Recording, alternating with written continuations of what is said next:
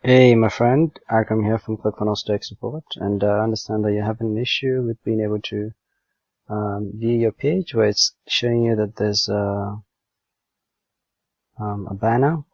So I've been able to log into your account, and as you can see, I'm even going into the editor of your funnels. And if you want, I can just click on this, and I'll be able to preview the funnel. You see, so it's working fine as it should. And this is Unwana Udofa. So if I open this, see, sell condo, this, that. So I'm able to actually open your account and use it. So as far as I can see, there's nothing wrong with it.